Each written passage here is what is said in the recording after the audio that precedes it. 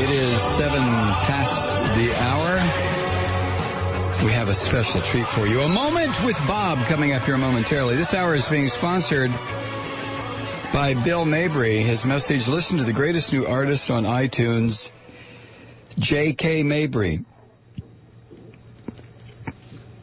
You will enjoy every minute of his music. J.K. Mabry, M-A-B-R-Y. Thanks, Bill. Do you have the music handy there, Kathy?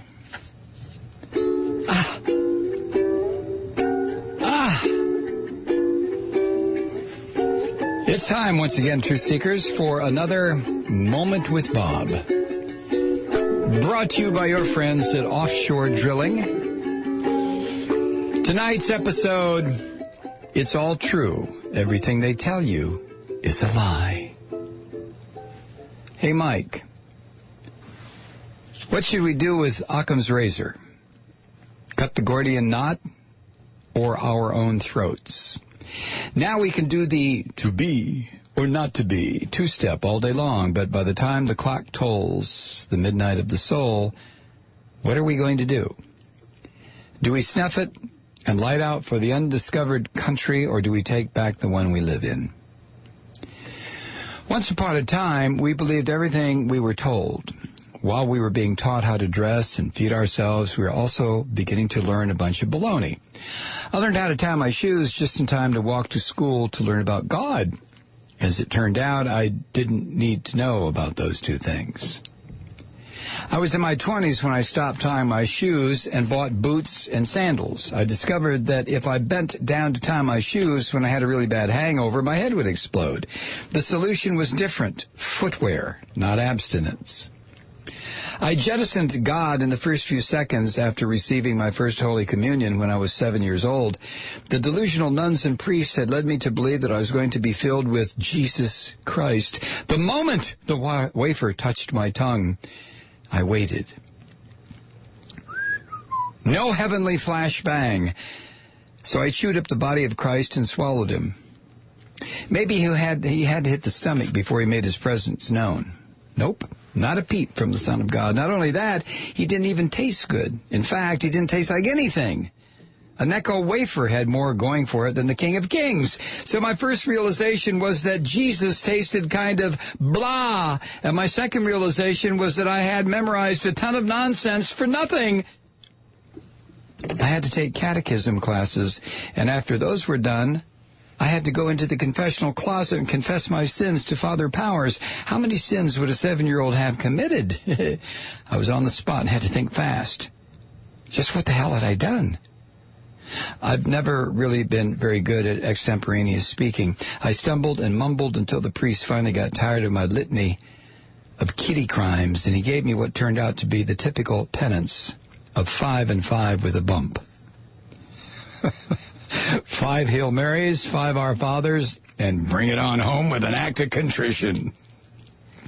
Oh God, I am heartily sorry for having offended you, and I detest all my sins because of your just punishments, but most of all because they offend you, my God, who are all good and deserving of all my love. I firmly resolve, with the help of your grace, to sin no more, and to avoid the near occasion of sin. I went through all that just to find out that Andy Griffith was right. A Ritz cracker is better than a mouthful of Jeebus any day. I went to Catholic schools for 12 years. Every history book we studied should have been titled, "Something in this book might be true." As it turned out, they got the dates right most of the time. Everything else was junk. Now, when it comes to defining sins, the Catholic Church arguably knows no equal. It's a sin to even be close to a sin because of the gravitational pull of an occasion of sin. For example, take one 13-year-old boy, add an occasion of sin, in this case of Playboy magazine. Before you know it, there are sins all over the place, mortal sins. The sins that are an express train to hell, unless you can get thee to a confessional. And if you can't, well, as my 4th grade teacher, Sister Mary Insanity used to intone, woe betide you. But I digress. One thing I did take away from my upbringing was knowing the difference between a sin of commission and a sin of omission. A bad thing a person does and things a person doesn't do, so bad things happen. If you add up all the important stuff left out of our school books, you'll end up with more sins of omission than Hugh Hefner could count if he lived to be 86. Wait. I know people who have gone to schools and received advanced degrees and haven't learned the dominant culture in which they gladly serve is a death cult of monumental proportions.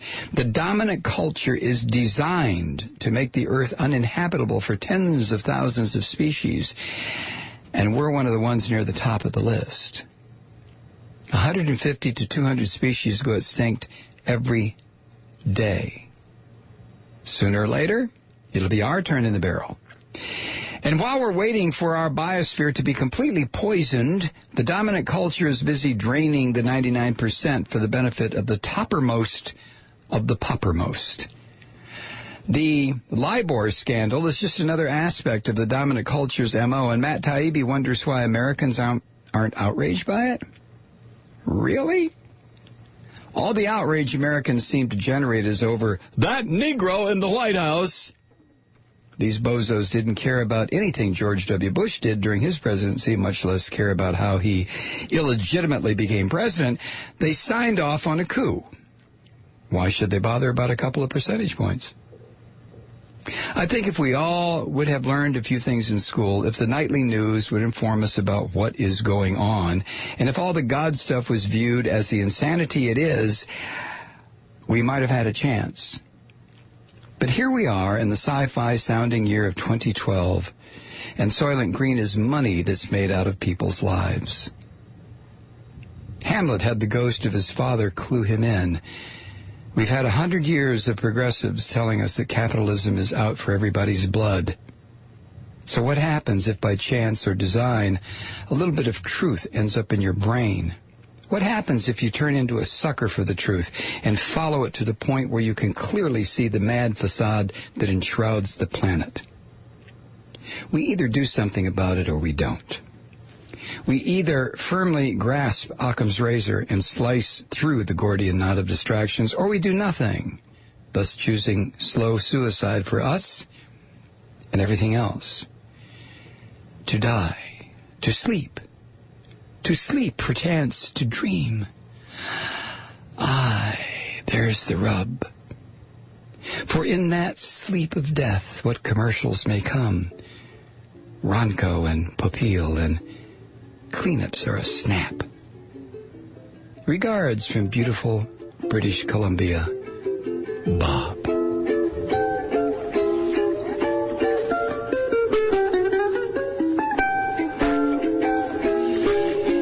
Moment with Bob, brought to you by your friends at Offshore Drilling. You can find Moments with Bob at superbeans.com. That's superbeans.com.